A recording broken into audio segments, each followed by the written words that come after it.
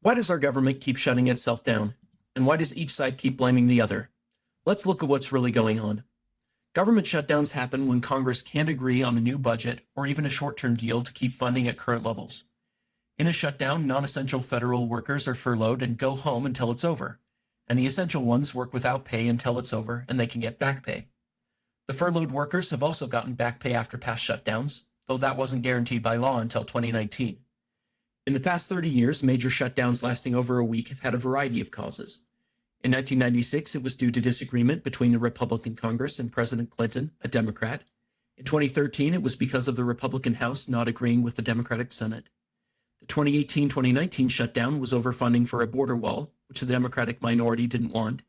And now, in this current shutdown, the Democratic minority is blocking the budget because they want guarantees that the expanded subsidies for purchasing health insurance won't expire. Republicans have said they won't negotiate while a shutdown is going on. This may be because they don't want to set more precedent that the minority party can cause a shutdown to get what they want, or it may be as the Democrats see it, because the Republicans are unwilling to negotiate on it anyway. At this point, let's consider the trade-offs in extending the enhanced subsidies.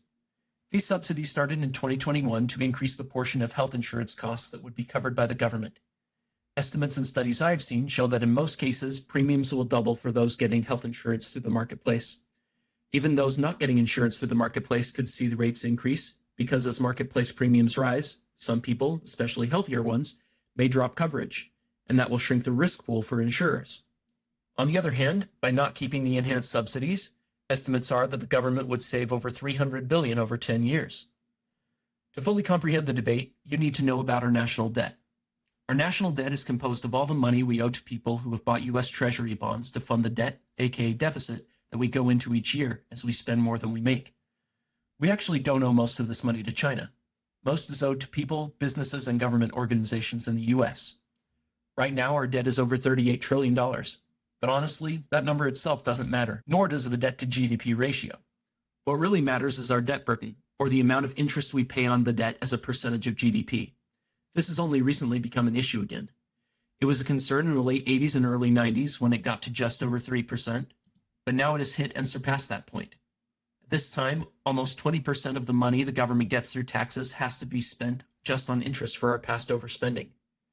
The question I can't answer is if it's worth adding $300 billion to our debt over 10 years to prevent people with health insurance through the marketplace having their rates doubled. Would keeping their insurance cheaper allow them to spend more money on other things that would grow the economy better? Also, if prices went up, some people will decide not to get insurance and will likely have more medical issues as a result. As they miss work, etc., this could lead to economic harm. But would it be enough to counter the $300 billion cost of the enhanced subsidies? Another question to consider is if this $300 billion isn't spent on insurance subsidies, will it actually cut our deficit, or will it just be moved into other government programs? We saw that happen when after DOGE saved the government some money, Elon Musk was not happy that the next budget request from the president just had that much money and more go to increasing the defense budget to $1 trillion a year. But with this shutdown over health insurance subsidies, both sides are blaming each other. Reports have claimed that President Trump has even used federal resources to blame Democrats, possibly violating the Hatch Act.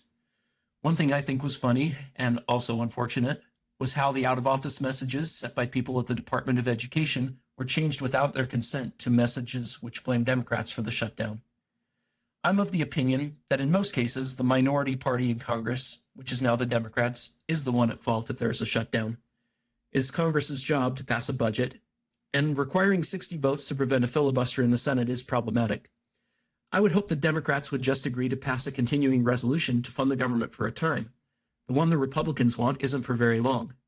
During that time, they could find out if Republicans are seriously willing to negotiate. Congressional Democrats could always block the next continuing resolution, or could just stand back and let the blame for health care premium increases fall on Republicans. But really, in the end, our health insurance and healthcare system is just totally dysfunctional. It's like the worst parts of capitalism combined with the worst parts of socialism. Those who want to can't easily find out and compare prices for care, and most people don't bother to try to save money because insurance is just paying for it. Medicare for all probably isn't the best option available, but it might be better than what we have. In any case, healthcare policy suggestions are possibly a topic for another day. If you want to help more people understand what's really going on in our country, they'll be more likely to hear these messages if you like and subscribe.